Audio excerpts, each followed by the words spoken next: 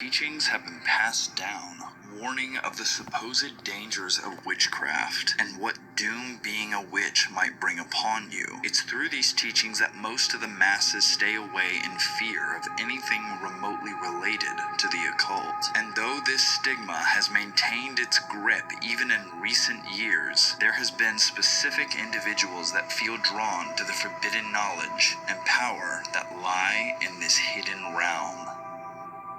Hey everyone, Edge of Nightfall here, and in this video I want to go over 7 reasons why you might actually be a witch and not even realize it. These are things many people who walk this path have said to have experienced prior to becoming witches themselves, and a lot of these things are what I too have experienced in my own life on my journey.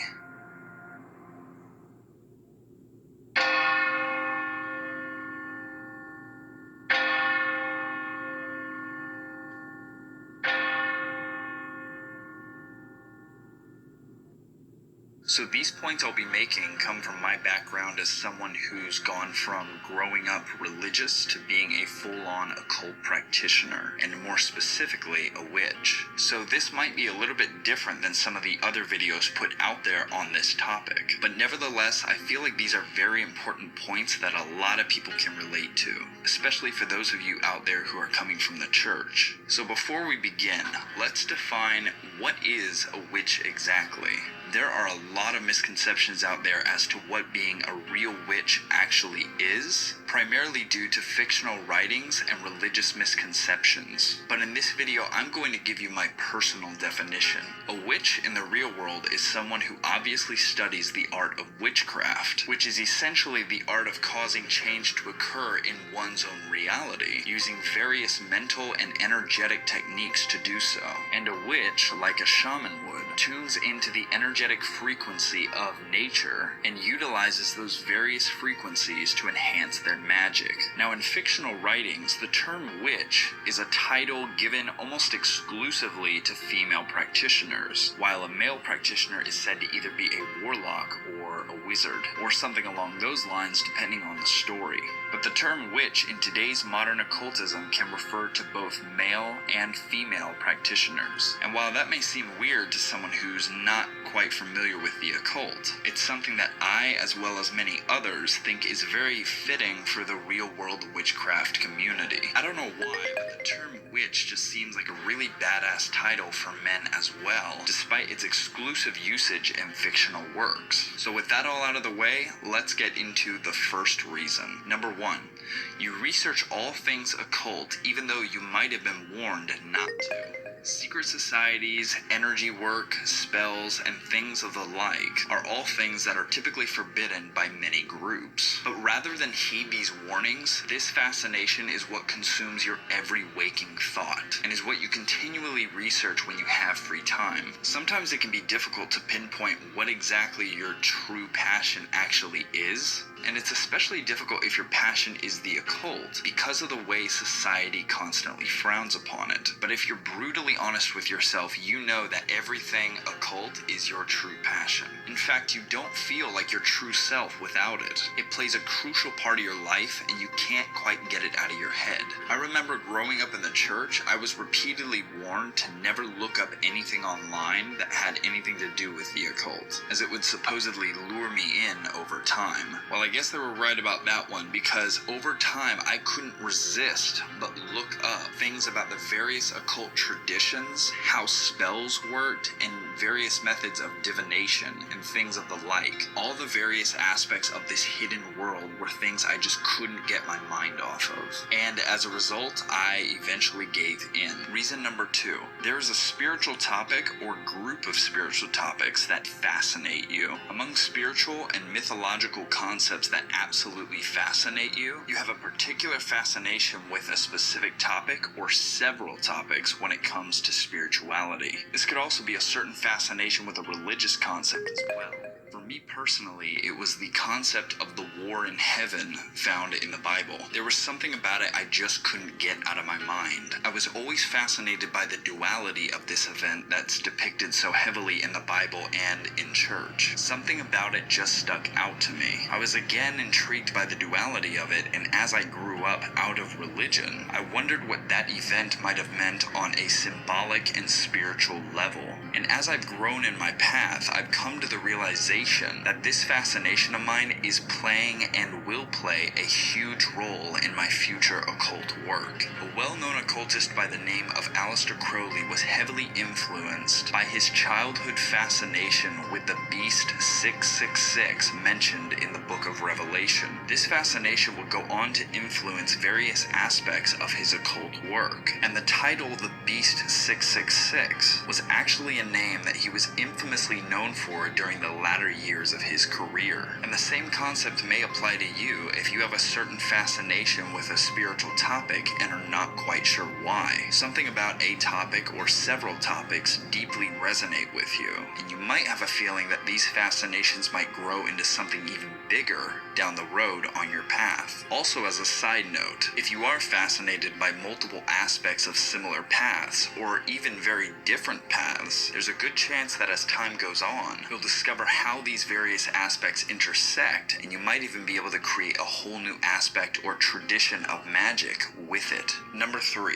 You gravitate towards the energy arts. During my teenage years, I was extremely passionate about the martial arts. And while it still is a huge passion of mine, the older I got from my teen years, the more I became fascinated with these mystical arts found in the martial arts. Concepts that have to do with chi or ki energy. I realized I became more fascinated with the energy aspect of the arts rather than just the physical. So much so that I began to have the desire to look into as many energy systems as I could to see what I could find. You might also find that you yourself have this fascination as well. You might be currently involved in things like Tai Chi or yoga, or may just look into different energy channeling techniques in your spare time. It's also quite common for occultists like myself to have studied the martial arts before they got into the occult, and some of them actually practice both at the same time. Number 4.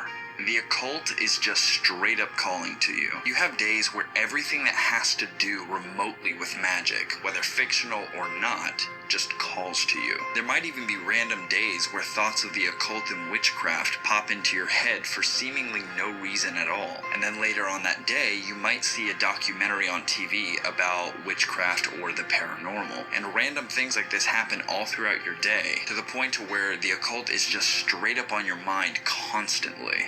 The urge to start looking into this field just gets heavier and heavier until you eventually just give in and start studying yourself. This can also feel like an external sensation, like something else is just calling you to this path. There's a deep yearning to follow this path, even if you have restrictions that prevent you from doing so. But despite this, it still genuinely feels like something else is calling you to do this. Number 5. You feel like the darkness is calling to you. So one of my spiritual pet peeves is the growing trend of the saying love and light and the whole namaste stuff. While there's nothing inherently wrong with that stuff and being in tune with those energies, I've noticed people who embrace this lighter aspect of energy tend to be afraid of, or even completely shun, anything remotely dark. Now, I don't consider myself to be that dark of a person per se, but darker energy definitely plays a big role in my personal spirituality. While darker energy isn't evil, there is a primal and chaotic nature to it, and this primal energy can be used to yield some very positive spiritual results. The darkness is what has called me before I was in the occult, and it's what has consistently remained in my path ever since. Before I even became an occultist, there would be times at night where I would feel a calling towards everything dark and mysterious. I would take walks consistently in my neighborhood night after night, either alone with just my thoughts or listening to music, that over the course of my teen years naturally grew into music music more in line with my occult fascinations. Even without the music though, there was a genuine sense of the darkness all around me, almost as if something was watching me. Not someone, but something rather, like some kind of essence around me at all times. Even in recent years, I've had this repeat, but on a much larger scale. The feeling is a bit hard to describe, but it's almost like in fantasy stories where they refer to the trees having the ability to watch the people in their world. Kind of like that, as weird as it sounds. You feel a type of real energy in the darkness. You feel like something is communicating with you, drawing you towards this forbidden practice. It's a bizarre feeling, but also quite a beautiful experience at the same time. If you feel this sensation at night, or even when it's simply gloomy outside or during the hours of twilight, you might in fact have a calling to witchcraft. Pay attention to these moments, as this could not only be an indication of the strong connection you have to the different phases of nature, but also the subtle energies around you. Number 6, you have a fascination with how the universe truly works underneath the surface. You have a general sense that there is an underlying system of how the universe works, and you are obsessed to find out what that is. Because of this, you might have a fascination with the various esoteric systems, such as traditional Western astrology or numerology, or even another kind of universal system. In addition to these, this is why the occult fascinates you. The mechanics of the various manifestation systems, such as spellcasting, also fascinate you. This fascination leaves you wanting a deeper understanding of the way things work, and you are not satisfied by the mundane explanations of how events unfold. You want a deeper understanding of how reality works. And finally, number 7, life to you is all about the process of self-transformation.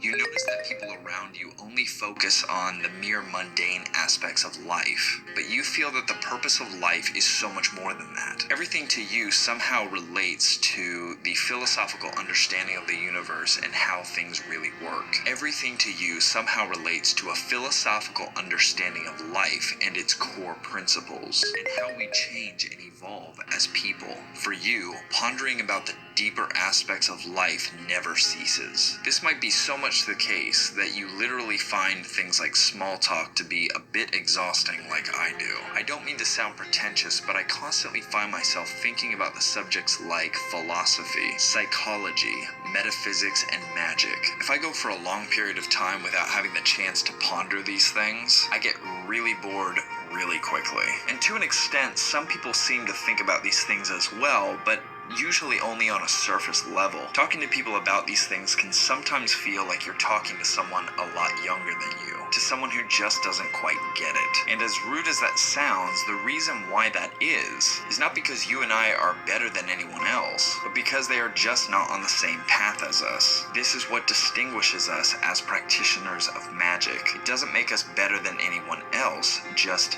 different. And so, in conclusion to this video, these are things I feel if any of you out there might be experiencing, might in fact indicate a calling to the occult arts, and you might not even realize it. If you like this video, please be sure to give it a like and subscribe to the channel for more content like this. Also, if you enjoy the content I put out, do consider clicking the join button down below right next to the subscribe button and become a member of this channel. I want to give a big shout out to the current